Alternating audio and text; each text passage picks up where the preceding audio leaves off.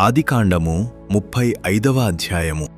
దేవుడు యాకోబుతో, నీవు లేచి బేతేలునకు వెళ్ళి అక్కడ నివసించి నీ సహోదరుడైన ఏశావు ఎదుట నుండి నీవు పారిపోయినప్పుడు నీకు కనబడిన దేవునికి అక్కడ బలిపీఠమును కట్టుము అని చెప్పగా, యాకోబు తన ఇంటివారితోనూ తన యొద్దనున్న వారందరితోనూ, మీ యొద్దనున్న అన్యదేవతలను పారవేసి మిమ్మును మీరు శుచిపరుచుకొని మీ వస్త్రములను మార్చుకొనుడి.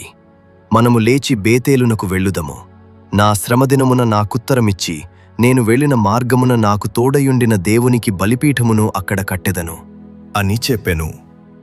వారు తమ యొద్దనున్న అన్యదేవతలన్నిటినీ తమ చెవులనున్న పోగులను యాకోబునకు అప్పగింపగా, యాకోబు షెకేము దగ్గరనున్న మస్తకి వృక్షము క్రింద వాటిని దాచిపెట్టెను. వారు ప్రయాణమైపోయినప్పుడు దేవుని భయము వారి చుట్టూనున్న పట్టణముల మీద నుండెను గనుక వారు యాకోబు కుమారులను తరుమలేదు.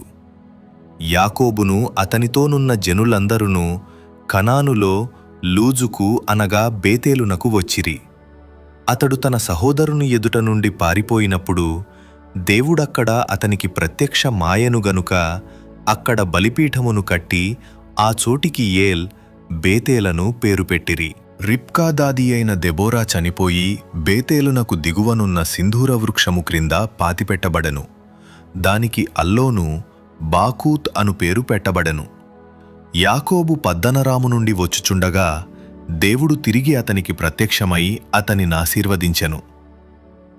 అప్పుడు దేవుడు అతనితో, నీ పేరు యాకోబు, ఇక మీదట నీ పేరు యాకోబు అనబడదు, నీ పేరు ఇశ్రాయేలు అని చెప్పి అతనికి ఇశ్రాయేలు అను పేరు పెట్టెను.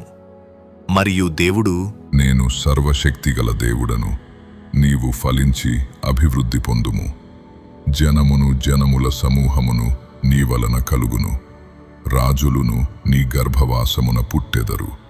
నేను అబ్రహామునకును ఇస్సాకునకును ఇచ్చిన దేశము నీకిచ్చెదను, నీ తరువాత నీ సంతానమునకు ఈ దేశమునిచ్చెదను అని అతనితో చెప్పెను. దేవుడు అతనితో మాటలాడిన స్థలము నుండి పరమునకు వెళ్ళెను.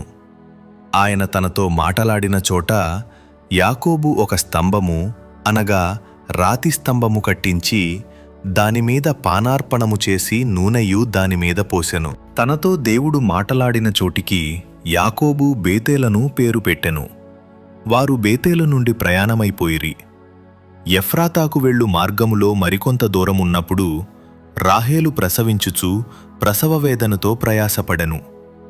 ఆమె ప్రసవము వలన ప్రయాసపడుచున్నప్పుడు మంత్రసాని ఆమెతో, భయపడకుము, ఇదియు నీకు కుమారుడగును అని చెప్పెను. ఆమె మృతి పొందెను.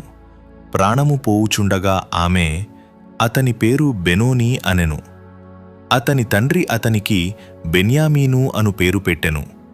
అట్లు రాహేలు మృతి పొంది బేత్లెహేమను ఎఫ్రాతా మార్గమున పాతిపెట్టబడెను. యాకోబు ఆమె సమాధి మీద ఒక స్తంభము కట్టించెను. అది నేటి వరకు రాహేలు సమాధి స్తంభము. ఇశ్రాయేలు ప్రయాణమైపోయి మిగ్దల్ ఏదెరు కవతల తన గుడారము వేసెను. ఇశ్రాయేలు ఆ దేశములో నివసించుచున్నప్పుడు రూబేను వెళ్లి తన తండ్రి ఉపపత్ని అయిన బిల్హాతో శయనించెను. ఆ సంగతి ఇశ్రాయేలునకు వినబడెను. యాకోబు కుమారులు 12. యాకోబు జ్యేష్ఠ కుమారుడగు రూబేను, షిమ్యోను, లేవి, యూదా, ఇస్సాకారు, జెబూలూను. వీరు లేయా కుమారులు. రాహేలు కుమారులు యోసేపు, బెన్యామీను. రాహేలు దాసి అయిన బిల్హా కుమారులు దాను, నఫ్తాలి. లేయా దాసి అయిన జిల్పా కుమారులు గాదు, ఆషేరు. వీరు పద్దనరాములో యాకోబునకు పుట్టిన కుమారులు. అబ్రహామును ఇస్సాకును పరదేశులయ్యుండిన మమ్రేలో కిరియా తర్బాకు తన తండ్రి అయిన ఇస్సాకు నొద్దకు యాకోబు వచ్చెను. అదే హెబ్రోను. ఇస్సాకు బ్రతికిన దినములు 180 సంవత్సరములు. ఇస్సాకు కాలము నిండిన వృద్ధుడై ప్రాణము విడిచి మృతి పొంది తన పితరుల యొద్దకు చేర్చబడెను. అతని కుమారులైన ఏశావు, యాకోబులు అతని పాతిపెట్టిరి.